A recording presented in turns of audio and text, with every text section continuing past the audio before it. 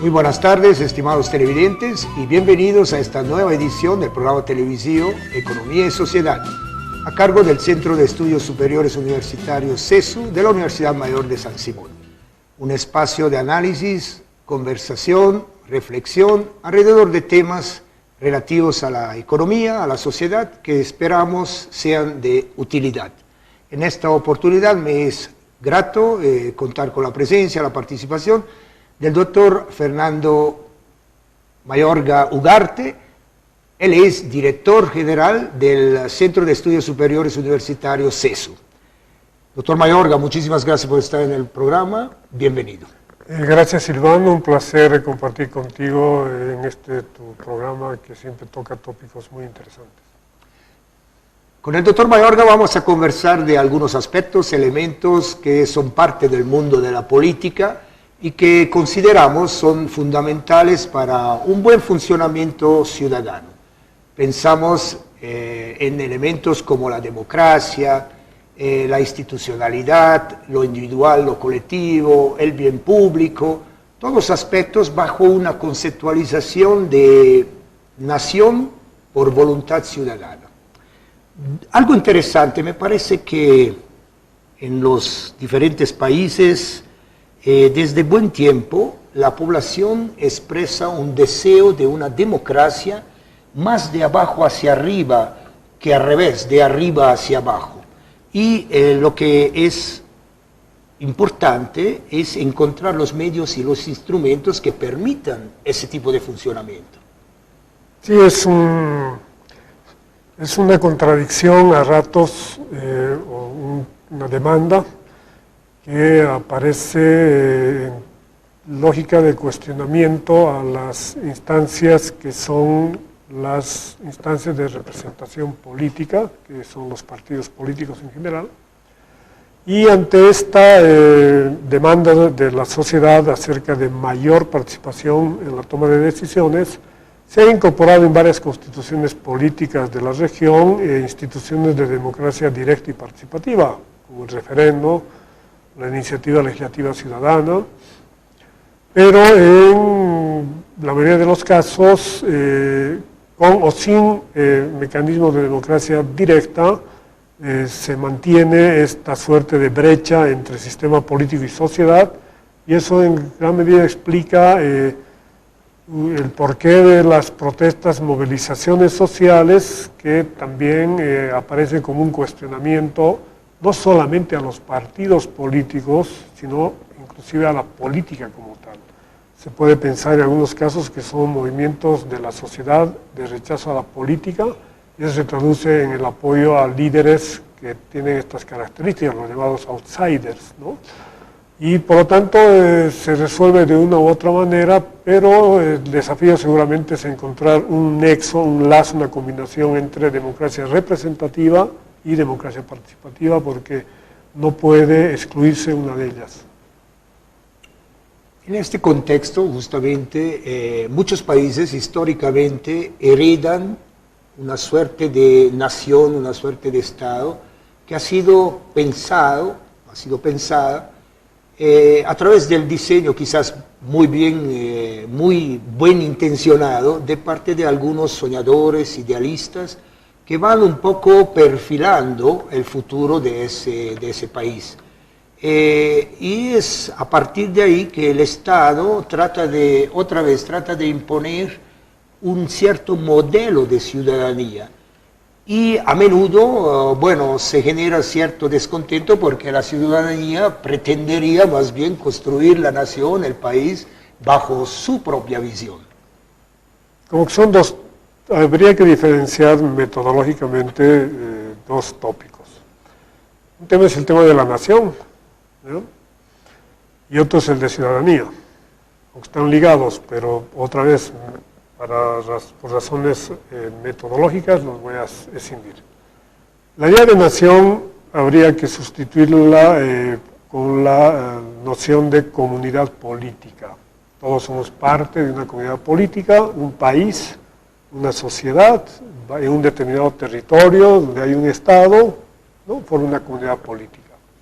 Hay varias formas de creación o de establecimiento de una comunidad política. Está la idea de nación orgánica, que es de tradición germánica, donde el lazo sanguíneo es la base. Está la nación cívica, herencia de la Revolución Francesa, donde el lazo es precisamente los derechos políticos y es una idea de adscripción solamente por nacimiento en el lugar, ¿no? Y en otros lugares, como Estados Unidos, apareció la idea de nación plural, que reconoce la diversidad. En América Latina esto está en códigos de plurinacionalidad. En algunos países federales es como multinacionalismo. Hay varias formas, por lo tanto, de pensar la comunidad política. Una de ellas es la nación en el pasado, pensada esta en clave homogénea, ¿no? Donde todos comparten una identidad, pero a medida que pasan los años, sobre todo desde principios de este siglo, va imponiéndose una idea de comunidad política a partir de la diferencia identitaria, la diferencia cultural, y por lo tanto es una idea de nación mucho más flexible, más amplia. En el caso de la Constitución Política Boliviana se traduce en un reconocimiento de varias naciones y pueblos indígenas y los campesinos, esa es la figura. En Ecuador son nacionalidades, en otros países de carácter federal son naciones simplemente, por lo tanto pienso que es flexible. Y termino con la idea de ciudadanía. Ciudadanía tiene dos acepciones. Puede ser esta idea de pertenencia a una comunidad política y la otra es ciudadanía como sistema de derechos. Uno es ciudadano en la medida en que tiene acceso al sistema de derechos y los derechos también han seguido una lógica de complejización porque hay cada vez demanda por más derechos. Y por eso la ciudadanía no hay que pensarla como un sujeto, como un actor, hay que pensar como eso, como un sistema de derechos, ¿no? Entonces, de esa manera, ciudadanía y nación se pueden cuestionar respecto a qué objetos se refieren. Pero considero que se complementan porque el ciudadano sueña un espacio donde poder actuar libremente, donde poder actuar de acuerdo un poco a sus aspiraciones y hay un entorno, como una suerte de paraguas que protege esos anhelos. Tienes toda la razón, ese es el nexo, el lazo que yo decía, ¿no? Donde se materializan, se ejercen los derechos de un ciudadano o una ciudadana en la comunidad política, porque son miembros de una comunidad política y esa está institucionalizada en el Estado. A quien le exigimos, ¿no?, el cumplimiento, la realización de los derechos, a quien demandamos cuando estos son puestos en cuestión o son violentados, al Estado. Entonces en el Estado está la institucionalidad que representa la comunidad política y es ahí donde se combinan la idea de comunidad política, en algunos casos nación, ¿no?, nación boliviana compuesta por varias naciones en algún caso, y la idea de ciudadanía como sistema de derechos. El nexo sería el Estado. Interesante, ¿no? Y de todas maneras todo aquello es una suerte de construcción, es decir, es un proceso evolutivo, en el sentido de que históricamente se puede, digamos, ir un poco replanteando las cosas. Y entre la ciudadanía y la nación, digamos, como visión, digamos, de espacio perfecto para poder actuar, obviamente entra en juego acuerdos, contratos sociales, leyes, normativas. Sí, no me gusta usar la palabra evolución para pensar lo social, ¿no? Es un proceso, ¿no?, de constante pugna entre la reproducción de un orden establecido y la innovación, el cuestionamiento y la resignificación, porque siempre aparecen demandas. El Estado, porque es Estado, es estático, tiende a su reproducción, a su autorreproducción y trata de contener a la sociedad bajo ciertos márgenes institucionales que son las leyes, las normas, ¿no?, las reglas. Pero hay una permanente creatividad en la sociedad que que son fruto de las transformaciones económicas, culturales, que se traducen en la aparición de nuevas demandas. Y eso cuestiona las instituciones vigentes, cuestiona las reglas vigentes, cuestiona las leyes existentes y viene una interpelación al Estado. Entonces es ahí donde viene la innovación institucional, la necesidad de la reforma institucional. A veces pueden ser regresivas, se regresa a un orden anterior, ¿no?, que no es tan positivo en términos, por ejemplo, de conquista de derechos. Si uno piensa la lucha del movimiento de mujeres hoy día, es una lucha hoy día en varios países de América Latina, ya no es solamente una lucha por que se reconozcan plenamente sus derechos o nuevos derechos, sino ahora es una lucha por mantener algunos derechos que habían conquistado. Entonces es por eso que es una suerte de flujo y reflujo que tiene mucho que ver con la fortaleza o la densidad de la propia sociedad y que tiene que ver con la fortaleza del Estado y esa relación Estado-sociedad. Bueno, lo ideal me hace pensar en una nación de equilibrios, de complementariedades, como decía nuestro amigo Filemón Escobar, y no de fracturas, no solo de tolerancia, sino más bien de aceptaciones, particularmente de lo diferente. Entonces, estos son todavía, como se podría decir, caminos en proceso, ¿verdad? Caminos en proceso y enormes desafíos.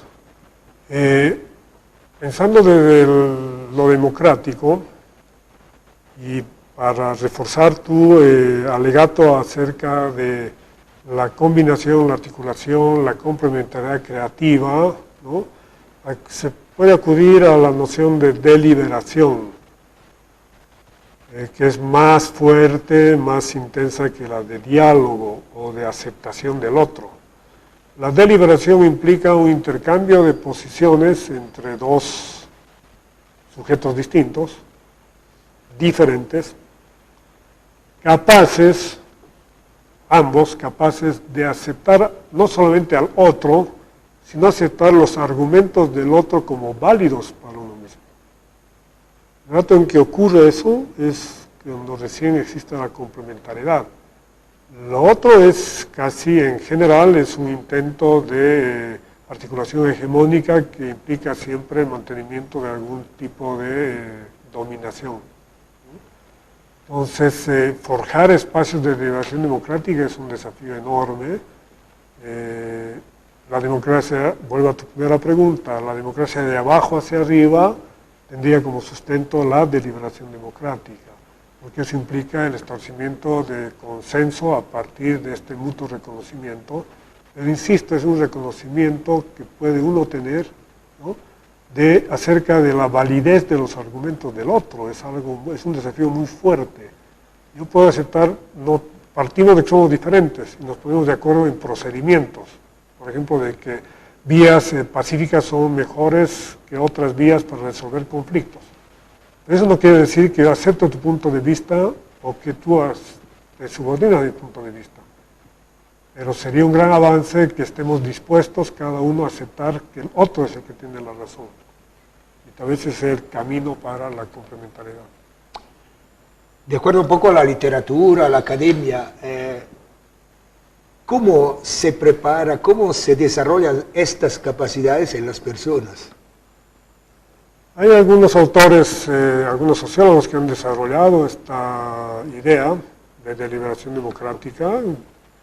Ahí juega un papel muy importante lo que el sociólogo alemán Jürgen Habermas llama acción comunicativa, que es una práctica extendida en nuestra sociedad para no estar solamente refiriendo a autores foráneos. Es una práctica extendida y estudiada en Bolivia que tiene que ver con la democracia comunitaria, ¿no? Entonces,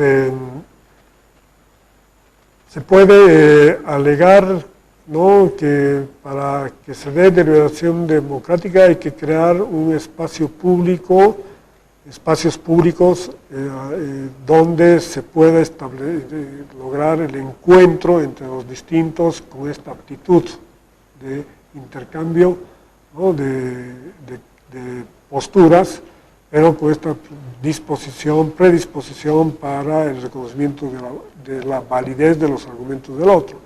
Estamos lamentablemente lejos de eso, cada vez más lejos, porque en la esfera pública ha sufrido una, no voy a llamar distorsión, una complejización que dificulta la deliberación. Me refiero a la cada vez mayor influencia de las redes sociales digitales. Es algo así como una pseudoesfera pública, el WhatsApp, el Twitter, el Facebook en particular, donde se ventilan ideas, se ventilan falsas noticias, se ventilan creencias, ni siquiera son otros distintos los que hablan, son anónimos y se crean corrientes de opinión a través de esos medios y muchas veces manipulando, creando cuentas falsas. Y ese sin duda es un contexto muy desfavorable para esta utopía que estás reclamando y la que yo comparto, que es la idea de comunidad política basada en ciudadanos cuyos derechos son reconocidos y que están dispuestos a una deliberación democrática que permita la complementariedad a partir del reconocimiento de la validez de los argumentos del otro.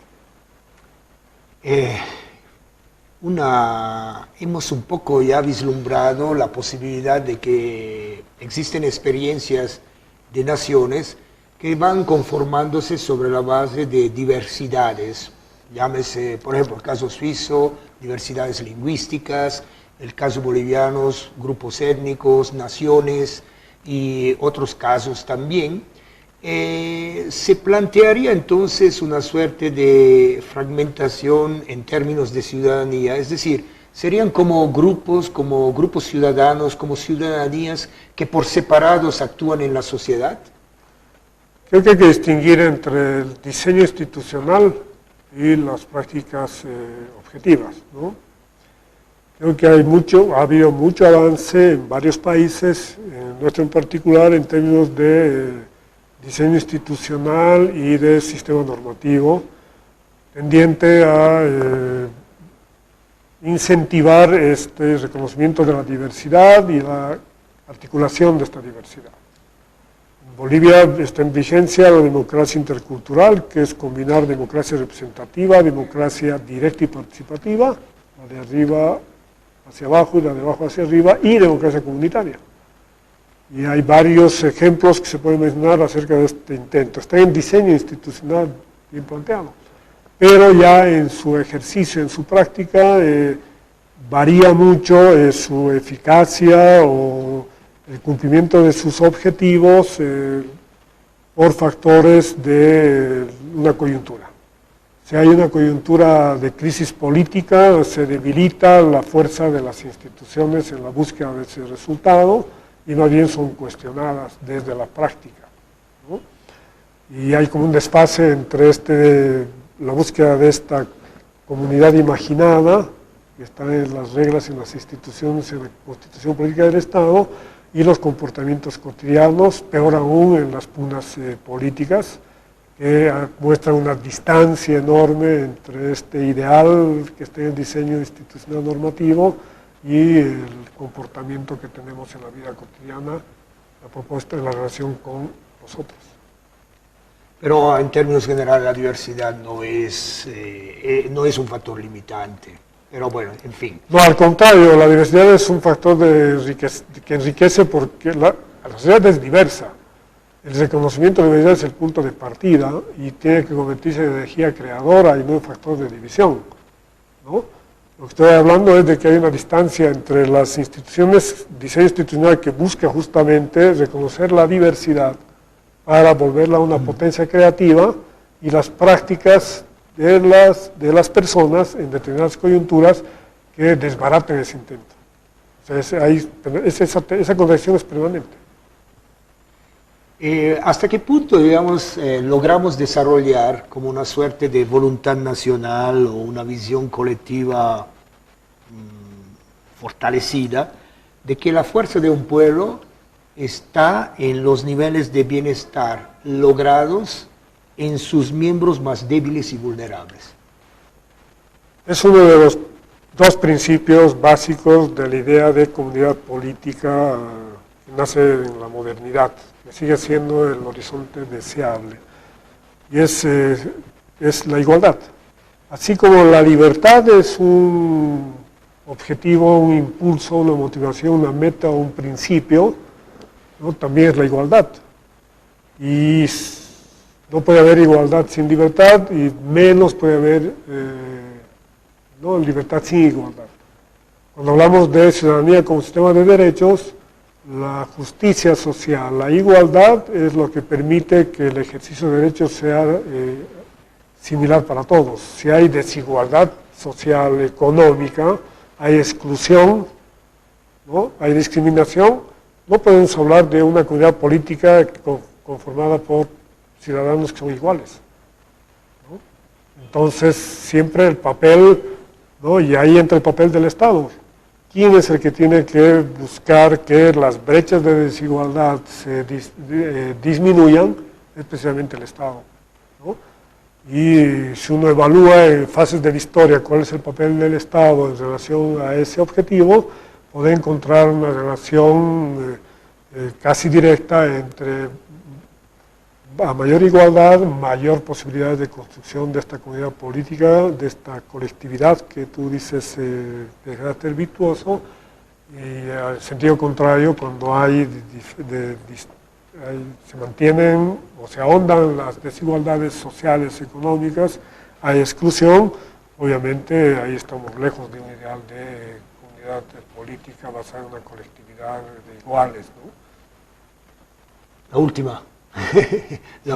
Siempre hay una última. La vencida.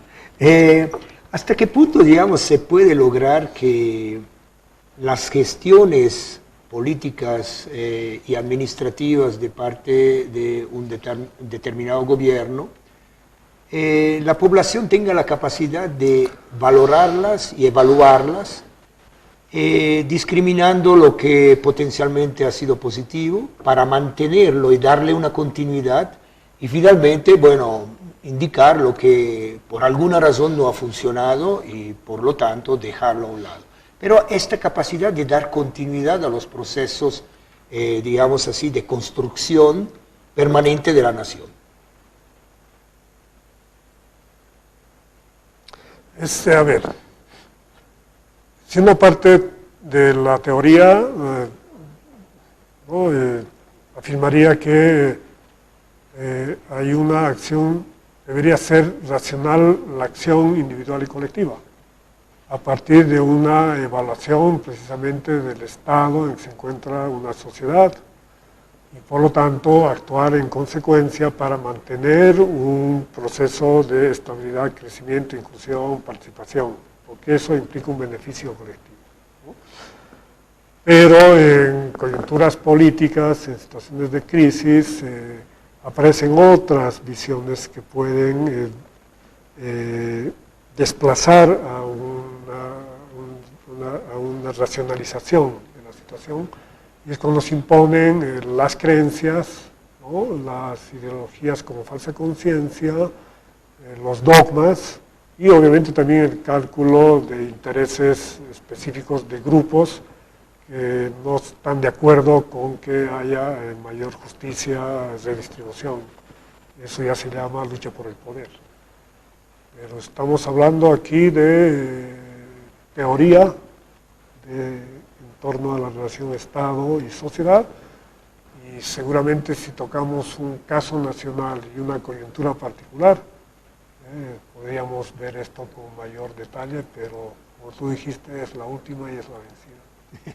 Muchísimas gracias, doctor Mayorga. Un placer, Silvano. Buenas noches a la audiencia. Estimados televidentes, el día de hoy estuvimos con el doctor Fernando Mayorga Ugarte, director general del Centro de Estudios Superiores Universitarios CESU, de la Universidad Mayor de San Simón.